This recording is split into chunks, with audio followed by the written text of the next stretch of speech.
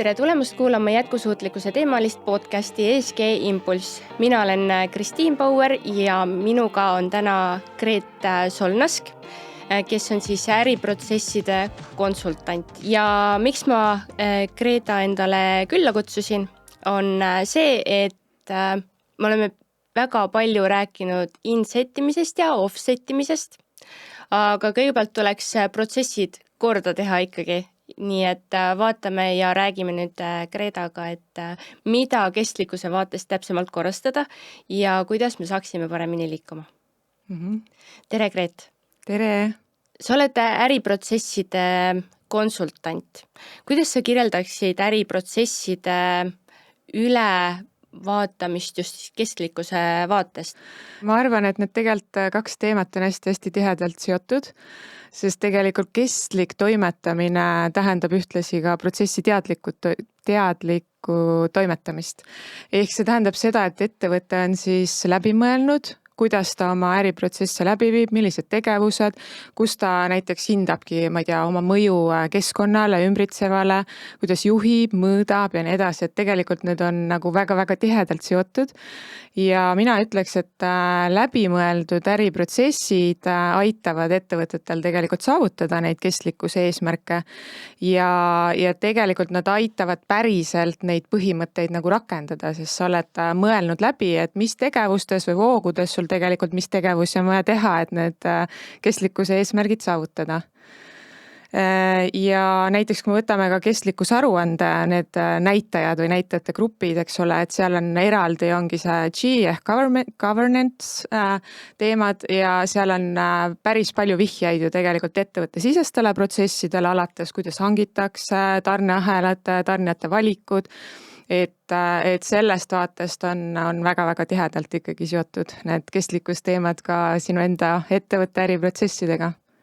Aga kuidas sa tunned, kas need kõik kestlikkuse aspektid pigem siis toetavad nüüd just seda protsesside optimeerimise poolt või on see midagi keerulisemaks ka muutnud? No eks ta toob selliseid lisadimensioone juurde, et kui mõnda aega tagasi ikkagi seda protsesside nagu optimeerimist vaadati puhtalt finants nagu tulemuste vaates, siis kestlikkus on ju laiem, eks ole, et seal on töötajate rahulolu, on ju klientidega seotud teemad, koostööpartnerite rahulolu, keskkonnale mõjud, eks ole, et tegelikult ta teeb võib-olla komplekssemaks seda, et sa pead alati nagu meeles pidama neid erinevaid aspekte, et sa lihtsalt ei vaata, et kuidas ma saan, käivet ja kasumit suurendada.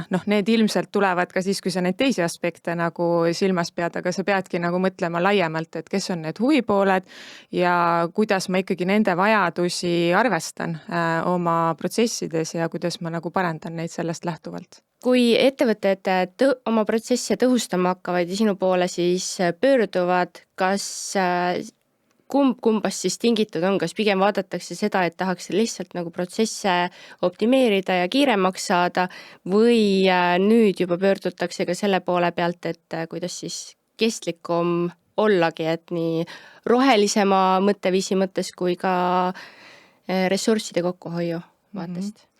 Et praegu ikkagi on pigem tullakse selle optimeerimise mõttega.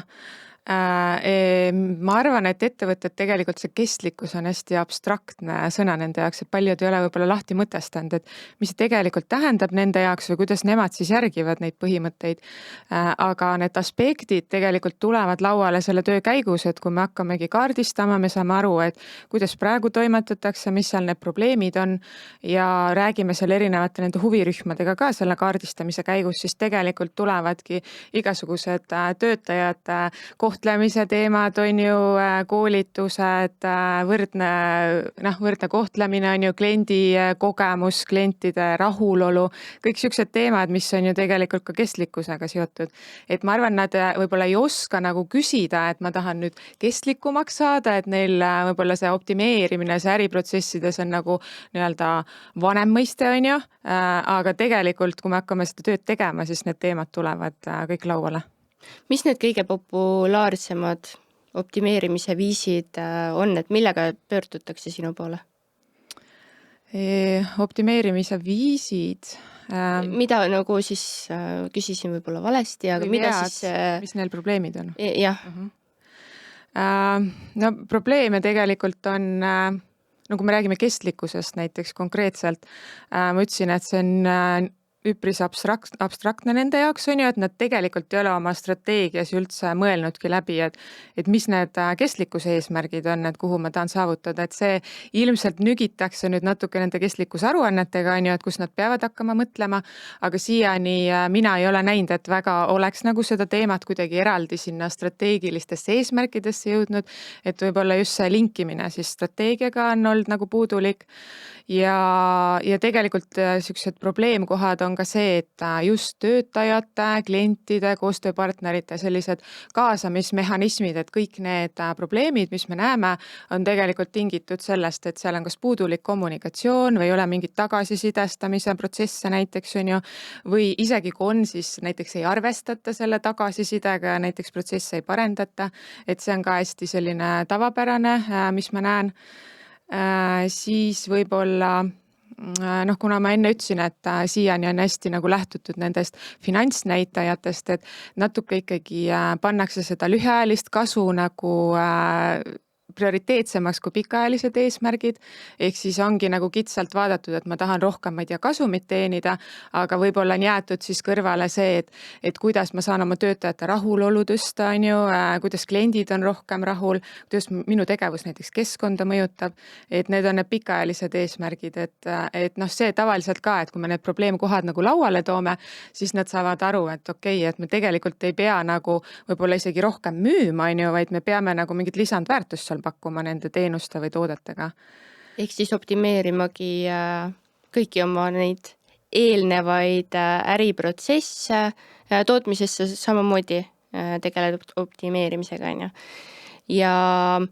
Aga oled sa jälginud ka protsentuaalselt võib-olla, kui palju see kulusid kokku võib hoida, kui alustada siis sealt poolt nagu kestlikuks muutmisega? Või muutumisega? Või see on nii raske küsimus, ma ei oska vastata, sellist protsenti mul ei ole, et tegelikult see äriprotsesside nagu optimeerimine ka, ega see ei ole nagu üks tegevus, et see on nagu sihuke mõtteviis, võib öelda, et see on ikka pikaajaline, et selleks, et nüüd pidev. öelda ja pidev ja et selleks nüüd öelda, et meil, ma ei tea, võidame nüüd nii palju raha või saame nii palju efektiivsemaks, seda peabki nagu mõõtma ja nagu pidevalt.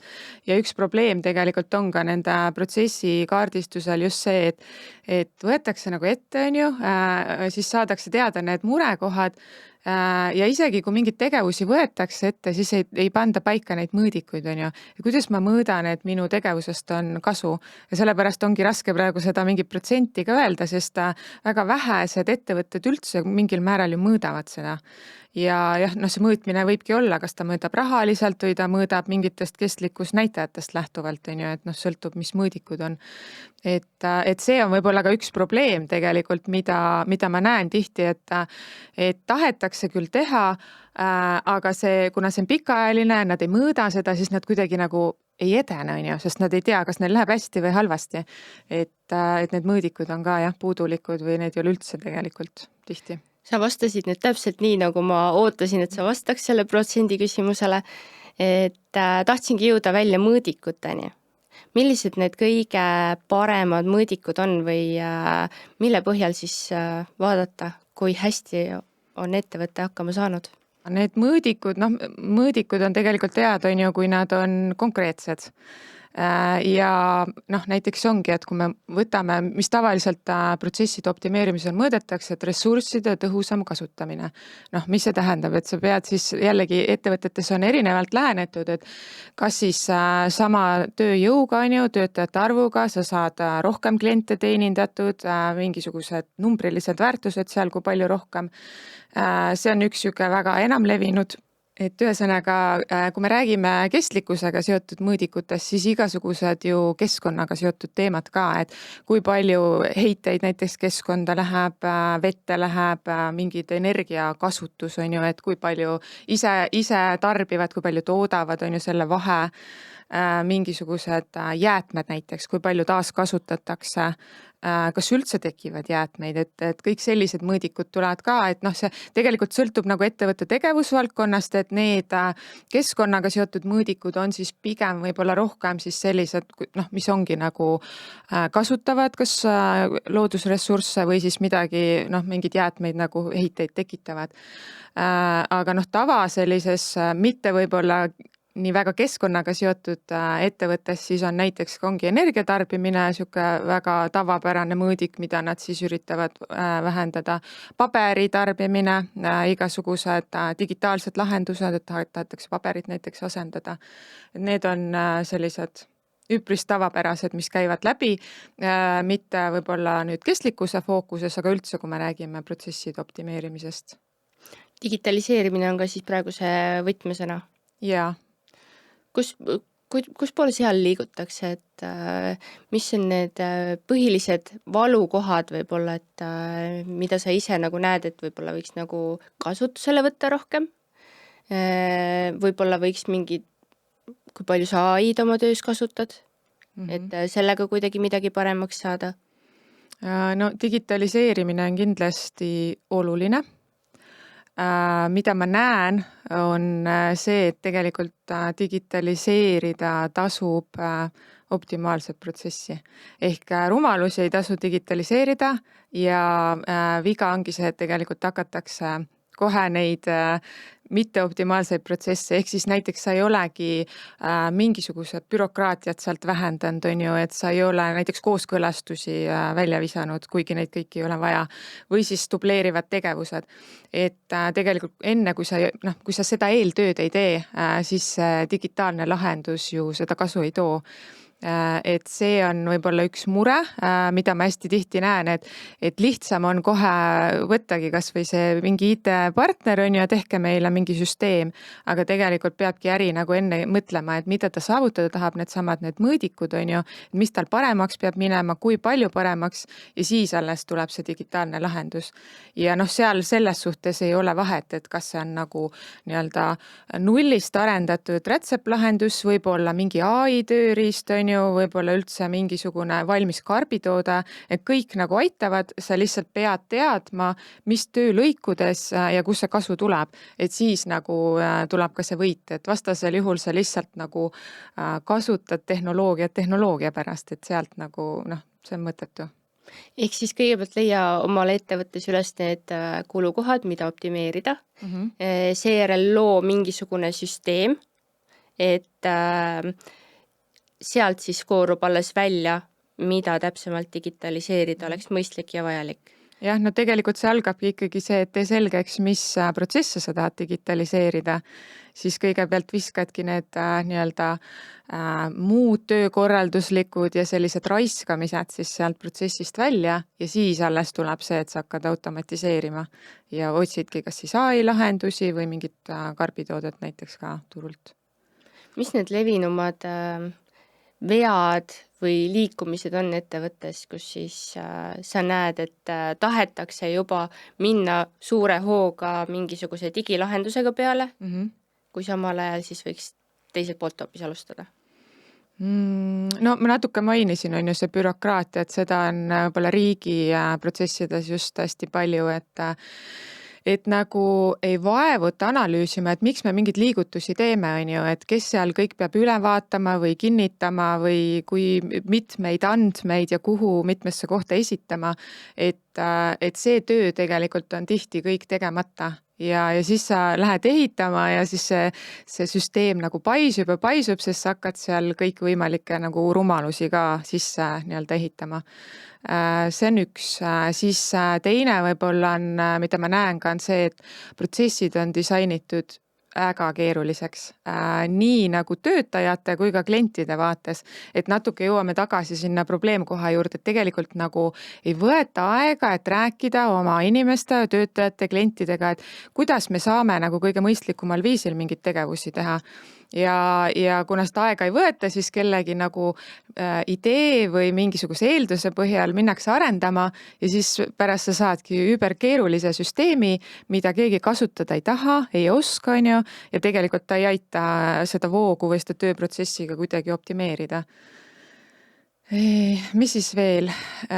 No jällegi tegelikult dubleerimised, lihtsustamine, raiskamised ka, et tegelikult vaadatagi ikkagi sellest vaatest üle, et kõik tegevused, mis protsessides on, ikkagi tehakse mingil eesmärgil, et seal ei oleks igaks juhuks on ju mingeid tegevusi või näiteks tegevusi, mis oli 10 aastat tagasi kokku lepitud ja inimesed on harjunud tegema ja siis nad jätkavad nende tegemist.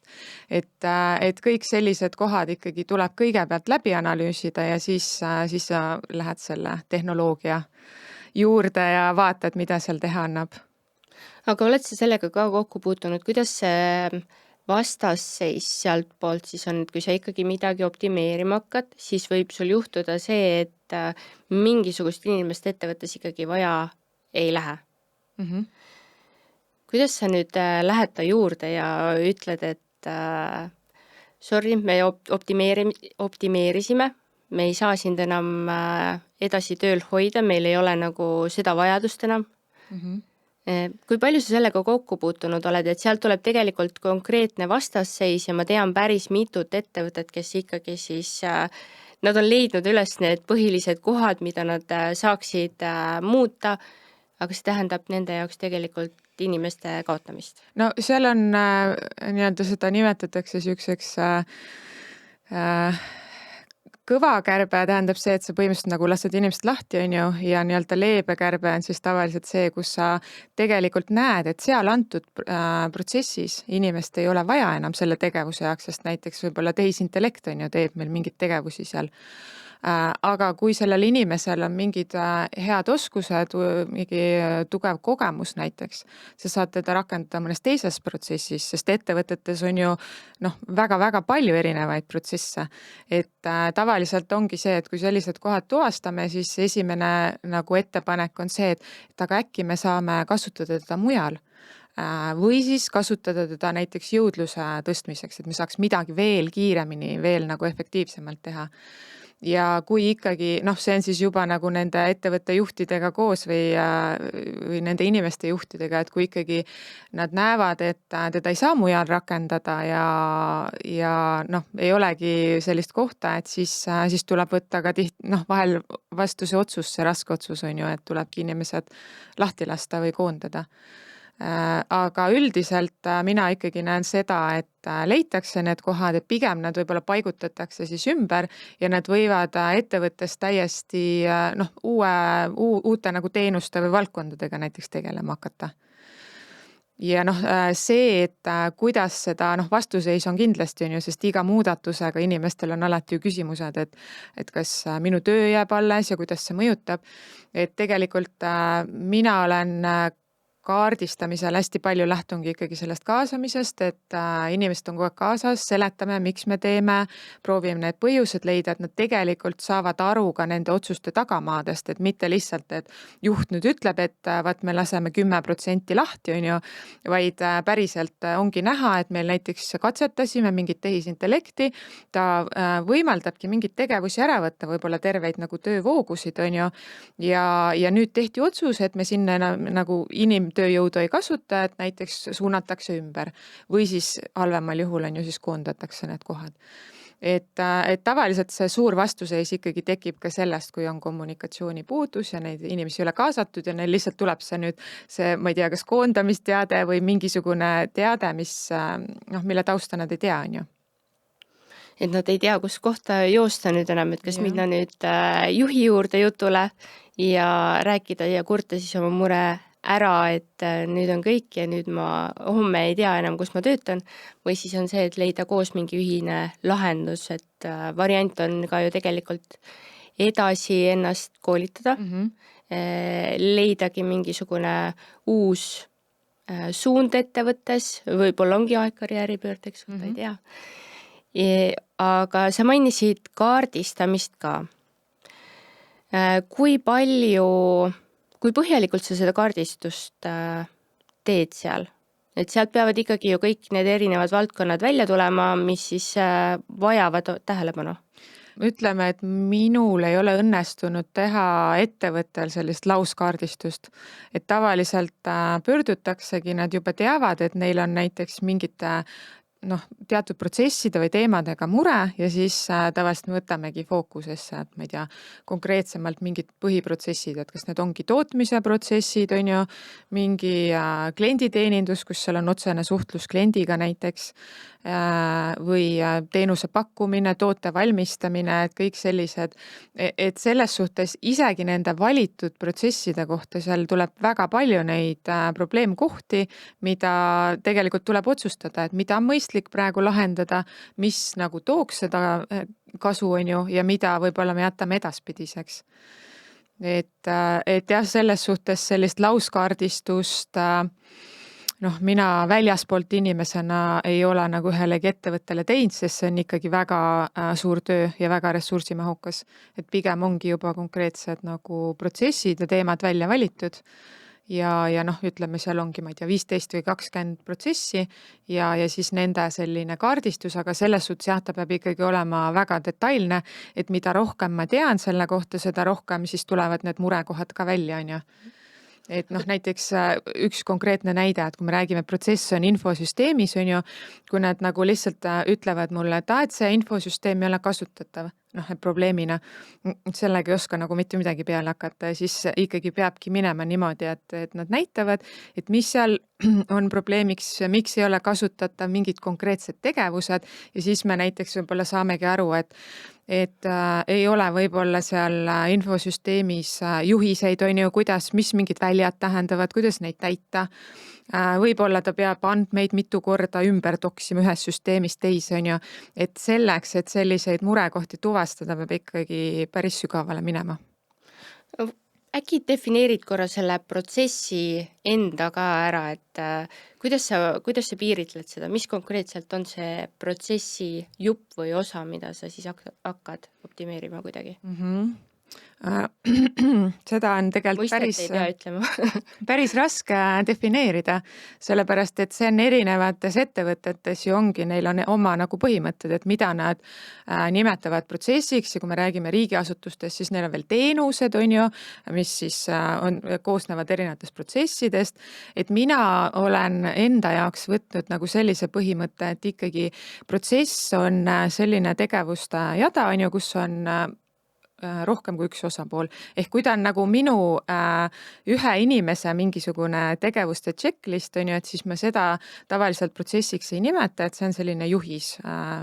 Ja on olnud juhtumeid, kui ma olen ka selliseid üles joonistanud protsessi mudelina, aga üldiselt, kus see väärtus tekib, ongi see, et kui seal on rohkem osapooli, et ta käibki nagu näiteks läbi erinevate osakondade ettevõttes, et siis need on ikkagi nii-öelda protsessid ja tavaliselt on ka niimoodi, et kui nagu klient või ütleb siis, et jaa, et mul on selline protsess ja kui me lähme siis täpsustama, et mis seal sees on, siis sealt tegelikult koorub välja veel 5 protsessi.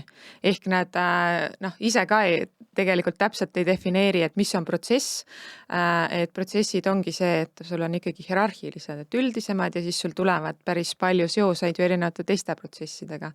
Et selles suhtes see on keeruline, aga mina alati ütlengi, et ma ei modelleeri vähemalt esimeses nagu iteratsioonis siis seda, et mis on nagu iga töötaja isiklikud mingid töövood või siis täpsed sammud infosüsteemides. Et pigem ikkagi need siuksed üldisemad, kus ma näengi, et kuidas liiguvad tööülesanded näiteks ja erinevate osapoolte vahel. Ehk siis kui loogiline see on ja kas kuskil on mingid hallid alad ka, mis just siis ei ole kellegi vastutusalad, on ju. Just. Kui sa protsesse optimeerima hakkad, siis e-vaatest, ehk siis nüüd ma natukene siin sinna ESG poole, siis e-vaatest saab ressursse kokku tõmmata, sealt väheneb energiakasutus ja kogu see pool.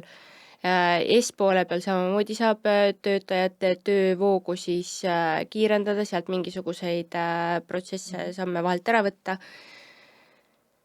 Kuidas selle G-poolega on, et mis seal siis äri poole peal just kõige rohkem optimeerimist on vajanud või kokkutõmbamist? no ütleme no seal ongi, kui me räägime mingisugused planeerimisprotsessid, hankimine, koostöö on ju teiste osapooltega.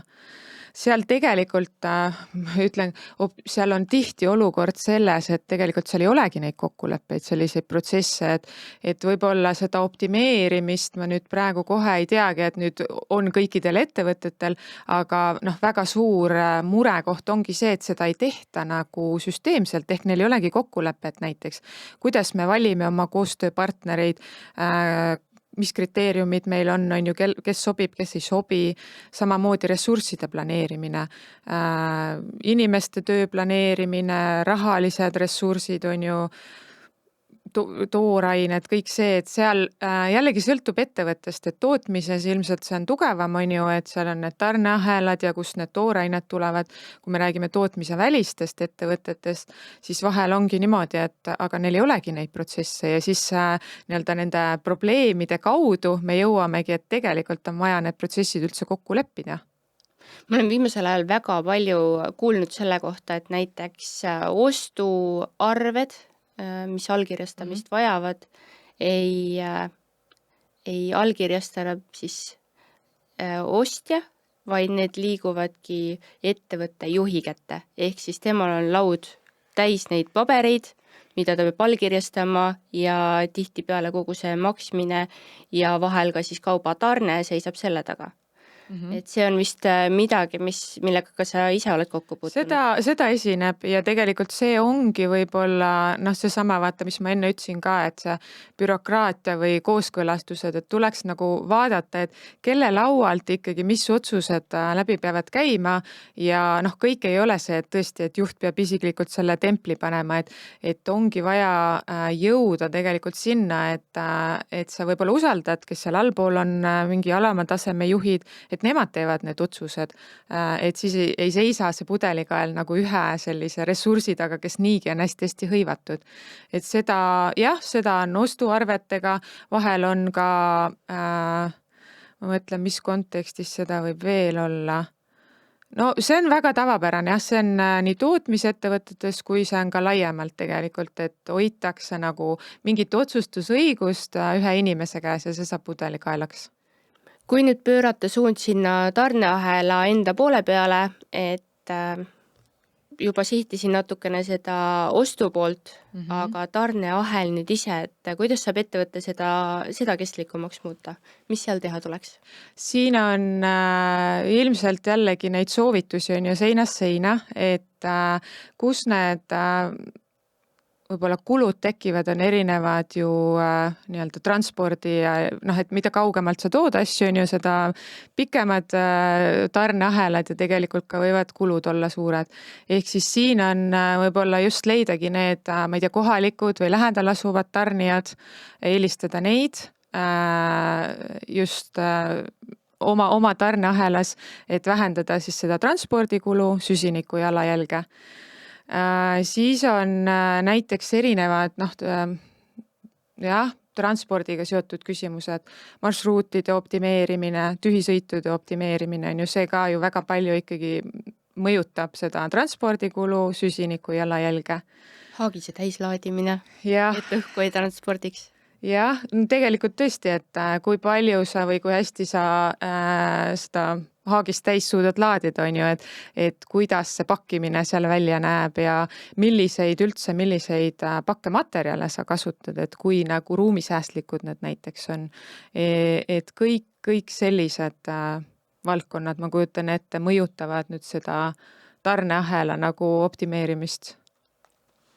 Kui palju sa nendega kokku puutunud oled just tarneahela vaatest, et need tunduvad olevat sellised, kus sa siis natukene ikkagi proovid enda tarneahelat optimeerida, kokku tõmmata, aga samas sa ju tahaksid ka tegelikult, et su enda tarnijad saaksid enda protsessi ka kiiremaks, sellepärast et sealt see mõjutab. See annab väga palju juurde, et kuidas sa alustad, kuidas sa suunad? No ütleme, et tarneahela protsesse mina ise olen vähe kokku puutunud, et mul on peamised ikkagi olnud nii-öelda tootmise välised ettevõtted ja võib-olla sellise IT või digilahenduste fookusega. Aga noh, tegelikult ei erine ju selles suhtes see tarneahela optimeerimine ka, et seesama raske ülesanne, et sa ei saa ju vaadata seda optimeerimist ainult nagu enda töölõigu, vaid sul on see nii-öelda end-to-end või otsast otsani protsess, et sa pead ju arvestama, et kes sul seal ees on ju, ja kes tuleb siis sinu seda toodet tarbima, ehk siis kliendid seal taga. Ja kuna siin on juba mitmeid seotud osapooli, siis noh, ongi see soovitus on ikkagi see, et nagu mis iganes analüüsis või kaardistuses ka, et mine räägi inimestega, leia need ühised kohad on ju, mis te saate koos ära lahendada, tee need kokkulepped, et tavaliselt see ikkagi nii ei toimi, et nagu ettevõte teeb selle oma näiteks vahepealse jupi optimeerib ära ja siis nüüd ütleb, et näed, minul on optimeeritud, et tehke teie ka nüüd midagi on ju seal ees. Et see ikkagi on nagu koostöö, kaasamine, tegelikult need suhted on ka ju hästi olulised ikkagi tarnijatega, et nad on nagu usaldusväärsed, sa saad nendega istuda ühe laua taga ja ongi see, et nad, aga kuidas me koos nagu paremini saaks koostööd teha. Et noh, on küll väga selles suhtes keeruline ülesanne ju, sellepärast et see, noh, sa ei saa seda ühe tunniga tehtud, sa peadki planeerima, on ju, kuidas sa küsid, kellelt küsid, kuidas kaasad, aga noh, pikaajaliselt see ikkagi annab seda väärtust, sest sa saad optimeeritud ikkagi nagu kogu selle töövoo, mitte ainult nagu enda osa sellest, on ju. See annabki väga palju väärtust ja see ongi väga pikaajaline protsess. Kogu see ressursside pool siis kokku tõmmata, leida need kohad, kus sa saaksid kokku hoida. Aga palju ta nüüd klientide vaatest just juurde annab, et sa tõmbad oma protsesse nüüd kokku, näiteks saad rohkem toota, saad rohkem siis kliente võtta, kas seal on mingeid muid aspekte ka veel, et kus kohas see kasu tuleb ettevõttele? No jah, see optimeerimine siin võibki otsene olla see, et rahaline kasu on ju, et kui sa saad nagu sama ressursiga võib-olla rohkem seda toodet valmistada või mingit teenust pakkuda, et siis juba nagu nii-öelda ettevõtte käive ja ilmselt kasuminumbrid kasvavad. Mina ise näiteks näen, et tegelikult kogu selle kestlikkusega ka, et kui nagu sunnitakse natuke neid ettevõtteid mõtlema, et kus nad seda toorainet saavad, kelle käest on ju, mis põhimõtted neil on, et ikkagi kliendid ka nagu rohkem hindavad seda. Noh, üks väga konkreetne näide, et mina ise olen Woolishi fänn, need on need Eesti need kudumid on ju, ja noh, nemad ongi ju täiesti teadlikult vaatavadki, et millistelt villakasvatajatelt nad seda villa nagu kokku ostavad. Kuidas seal lambaid koheldakse näiteks on ju, kuidas seal pügatakse neid, et tegelikult see on ka üks põhjus näiteks, miks mina olen nõus nende toodetest rohkem maksma. Nad on ka väga huvitava disainiga ja mulle meeldivad need, aga tegelikult ka see, et nad päriselt nagu mõtlevad, et kuidas sealt juba alguse saab, et need, kes neile nagu toorainet toovad, et kuidas nemad nagu näiteks suhtuvadki loomadesse, keskkonda, et kõik see, et ma arvan, et see nii töötajatele kui ka klientidele saab ikkagi üha olulisemaks.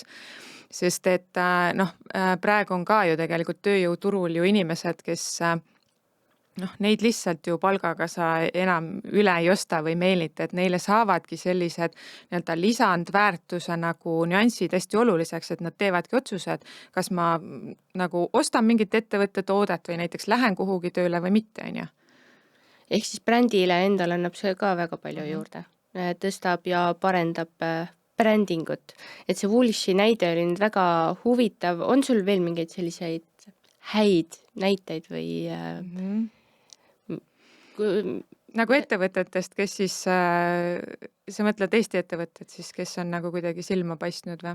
Eesti ettevõtted näiteks, jah. Ahah, Et meil need Eestis on tegelikult väga palju, ma võiks öelda, tegelikult on. Ma jällegi võib-olla selles suhtes, üks on see, mis välja paistab, on ju, ma ei ole seal ettevõtetes sees olnud, et mis nad täpselt seal oma sisemistes protsessides, seda kõike ei tea, aga noh, näiteks pakendi osas ka väga head näited on ju Woola, on ju, kus nad kasutavadki neid villajääke ja siis teine on see Raiku näiteks teevad sellest puidujääkidest, on ju. Et mis on võib-olla ongi see nende võlu on see, et seal jäätmed, mis tekivad, need on nagu looduslikud, selles suhtes nad lagunevad looduses, mingit kahju ei teki, on ju. Et need on, ma arvan, võib-olla sellistest ettevõtetest veel head näited. Me räägime, IT-süsteemi, IT nagu fookusega ettevõtteid on ka ju tegelikult, et näiteks Arbonix on ju, kes siis põhimõtteliselt nende kliendiks on maaomanikud, kes siis saavad oma maa ja metsa nii-öelda süsiniku sidumise pealt siis seda süsiniku krediiti, on ju. Ehk siis see paneb jällegi maaomanikke mõtlema nagu pikemaajalisematele eesmärkidele, et ma ei tee seda lageraiet, et kiiresti see raha sealt metsast kätte saada, vaid ma päriselt nagu majandan seda jätkusuutlikult ja tegelikult selle eest mulle ka ju keegi maksab, on ju, sest minu mets saab väärtuslikumaks, seob rohkem süsinikku, on ju, ja tegelikult seda süsiniku krediiti siis saab müüa ju erinevatele suurtele ettevõtetele, kes seda vajavad.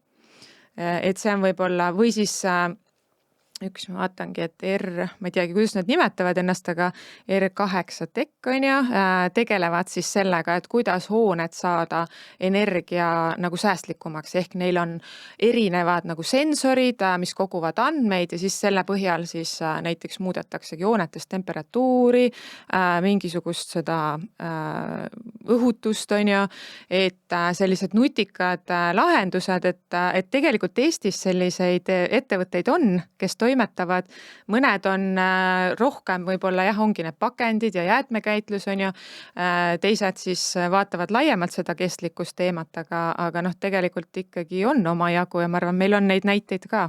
Nüüd hakkame vaikselt tegelikult nagu otsi kokku tõmbama, aga sellega seoses ma võib-olla küsiksin sult korra nagu neid erinevaid samme, mis siis tuleks teha, et protsesside optimeerimine oleks võimalikult tõhus.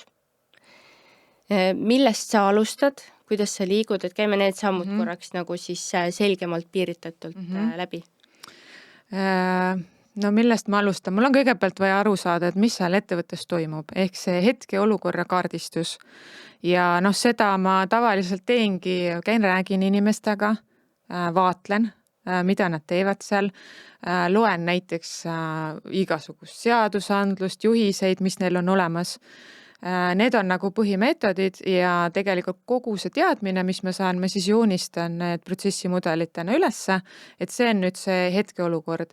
Ja selle kaardistuse käigus tegelikult juba ma panen kirja need probleemid, sest tihti ongi see, et sa käid inimestega rääkimas ja siis nad ütlevad, et tead, et ma teen küll neid tegevusi, aga mul on võt sellised probleemid ja need on tegelikult need, millega siis tulebki hakata tegelema. Ehk siis esimene ongi selline olemasoleva olukorra kaardistus, tekivad nagu äsisi mudelid ehk siis hetkeolukorda kirjeldavad mudelid ja siis probleemide nimekiri.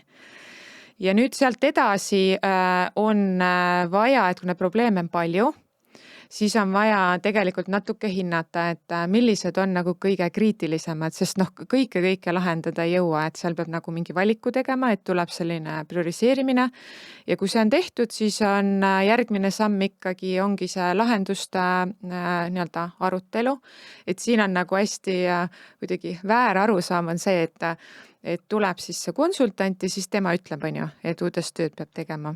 Et selles suhtes, noh, mina võin küll öelda, aga see kunagi ei hakka siis juurduma, et tavaliselt ikkagi mina kasutan töötoa meetodit, ehk ma kutsun jällegi need inimesed kokku ja ma ütlen, et näed, et sellised probleemkohad tuvastati, et mis teie pakute lahenduseks ja ma proovin nagu saada siis hästi erineva taustaga inimesi, et saadagi need lahendused. ja kui need lahendused on nii-öelda välja pakutud, seal võib ka olla neid mitmeid, on ju, siis peab jällegi nagu tulema see otsus, et näiteks juhtkonna poolt, et millega me edasi lähme, mis on need fookusteemad ja lahendustele edasi siis tuleb teha nüüd selline lõheanalüüs, ehk sa pead nagu aru saama, et kus sa hetkel oled, noh, see on see hetkeolukorra nagu kaart, on ju, see on meil on olemas ja nüüd lahendus on see, et kuhu ma jõuda tahan saada või kuhu ma tahan jõuda, on ju. Ja nüüd peab nagu aru saama, et mis see vahe on, et mida ma tegema pean, et seda nagu sellest vahest üle saada. Ja selle kohta siis tavaliselt tehakse selline tegevuskava ka, et noh, näiteks kui see võibki olla see, et tegevuskava, kuidas inimeste teadlikkust tõsta näiteks tehisintellekti kasutamisel. Konkreetsed sammud, on ju, et kas sa teed mingit sisekoolitusi, millal, kellele, kui palju, noh, et ta läheb nagu väga-väga konkreetseks ja siis tegelikult, kui see tegevuskava on olemas, siis juba ongi nii-öelda projektijuht või keegi, kes aitab juurutada, et see siis nagu viiakse ellu. Et noh, laias laastus sellised sammud, võtmesõna ongi siin see, et ma hästi palju räägin inimestega ja ma proovin nad saada ikkagi ise pakkuma lahendusi. Isegi kui nad ei räägi või ei paku, siis ma proovin nagu nügida, sellepärast et see on ka seotud nüüd muudatuse juurutamisega, et inimesed on valmis muudatusi vastu võtma siis, kui nad on ise nagu osalenud nende lahenduste väljapakkumisel. Kui keegi teine ütleb ette, siis seda ei ole nii lihtne teha. Eriti hea on saada nad ise nagu selle idee juurde ja siis sealt hakata seda juhtima, sellepärast et seda on enda ideed on palju lihtsam vastu võtta siis ka ja rakendada. Ma nüüd podcasti teise hooaja alguses kuulutasin välja ka oma LinkedIni kontol siis nii-öelda selle küsimuste vooru, et kõik kuulajad saavad siis küsida järgmise külalise käest oma lemmikud küsimused. Üks, mis mulle sealt siis silma jäi, oli küsimus 2025. aasta trendide kohta, just protsesside vaatest, et mida siin nüüd siis täna kohe juurutama tuleks hakata? No ma ise arvan, et see 2025 ei ole selles suhtes murranguline. Ei ole nii väga eriline. Ei ole nii väga eriline võrreldes võib-olla eelmise aastaga, et eks need teemad on samad, mis nagu laiemaltki ühiskonnas on ju, et kuidas näiteks tehisintellekti või masinõpet siis rohkem võib-olla protsesside nagu optimeerimisse kaasata, et seal see võib olla nagu täiesti selle fookusega, et kuidas minu kui konsultanti tööd on ju nii-öelda efektiivistada, et kuidas saab näiteks AI aidata, on ju, mingeid asju analüüsida, ettepanekuid teha, aga see ka laiemalt on ju, et ettevõtted leiaks üles need sellised niši nagu protsessid või tükid on ju, mida sul tasub selle AI-ga nagu automatiseerida. Et näiteks ma siin ette valmistasin, ma natuke nagu ChatGPT abil ka nagu brainstormisin, et mis on sellised nutikad lahendused, et toiduainetööstuses näiteks ongi need realiseerimiskuupäevad ju toodetel, et seal siis on tehisintellekt aitabki planeerimisel näiteks ja et mis kaupas ja mis järjekorras välja panna ja kõike selleks, et toidu raiskamist näiteks vähendada. Et jällegi nagu väga selline niši protsess või tegevuste voog, aga ma kujutan ette, et see väärtus on tegelikult väga suur, mis sealt tekib nii keskkonnal on ju, et me nagu ei raiska sellist ressurssi, kui ka tegelikult ettevõttele rahaliselt. Et ma arvan, et selliste kohtade leidmine jätkuvalt on selline kuum teema ja mida rohkem siis ka ettevõtted nii-öelda tõstavad seda teadlikkust tehisintellekti osas ja mida see võimaldab ja lasevad katsetada, seda rohkem tegelikult tekivad ka sellised kasulikud kohad neil endal ettevõttes. Et seda ma kindlasti näen, et siin on nagu oluline. Siis ma ütlesin, et kui siiani on see optimeerimine pigem olnud nagu finantsfookusega, siis ma näen, et on selles suhtes muutused tulemas, et just need kestlikkusteemad või see vastutustundlikkus, et sa vaatadki neid erinevaid aspekte ja kui ma mõtlen ka, et kuidas ma hakkan mõõtma näiteks oma mingi protsessi mõju, et ma kujutan ette, et mõõdikud ka hakataksegi vaatama, et kuidas see töötajatele mõjub, klientidele on ju, kas ma teen keskkonnale midagi, et seal kindlasti tuleb ka ilmselt selliseid muudatusi või hakatakse nagu hoomama seda paremini. Mis veel?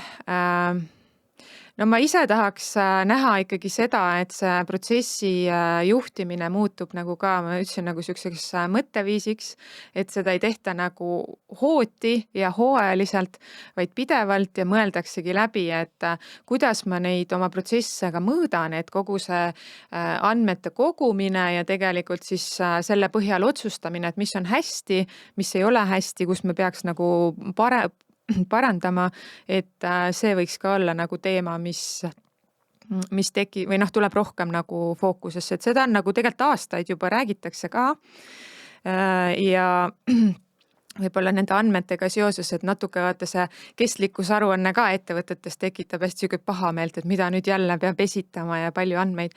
Et mina ise nagu tahaks kuidagi südamele panna just seda, et tegelikult aruanne on nagu üks tulem, on ju, et sa ikkagi pead alustama protsessidest, aru saama, et mis tegevusi sa teed, kuidas sa mõõdad ja kui sul see pool on läbi mõeldud, siis sa võid mis iganes aruandeid seal vorpida. Sul on vähemalt enda jaoks nagu lahti mõtestada, kuidas ma neid asju mõõdan. Ja tegelikult see mõõtmine ei anna ju nii-öelda kasu ainult selle riigi aruandluse jaoks, vaid see annab kasu ju ettevõttele endale nagu paremat otsuste tegemiseks. Et ma ise nagu loodan, et see tuleb ka ikkagi rohkem nagu fookusesse, et see vahel jääb vajaka. Ja ma loodan ise ka, et see kogu bürokraatiline pool või see nii-öelda siis kõla sellest ja see pahameel, mis siis ettevõtjatel on viimasel ajal olnud, et see kuidagi raugeb ja sealt tuleb arusaam ikkagi, et seda teeb ettevõtte kõik nagu siis iseendale, et seda pärastist aruandlust saab ju teha nagu selle põhjal, mida sa juba ettevõttes oled teinud, mida sa oled optimeerinud, kuidas su ettevõtte hetkel toimib. Et ma arvan, et see on siuke hea koht, kust tänaseks lõpetada. Aitäh sulle, Greet, et mulle külla tulid. Ja aitäh ka kõigile kuulajatele ja vaatajatele. Ma siiralt loodan, et teile meeldis ka tänane episood, seega pane üks pöial sinna ning kindlasti pea meeles ka vajutada subscribe siis YouTube'i kanalil või follow juba Spotify'st. Ja näeme juba järgmise episoodi ajal. Tšau!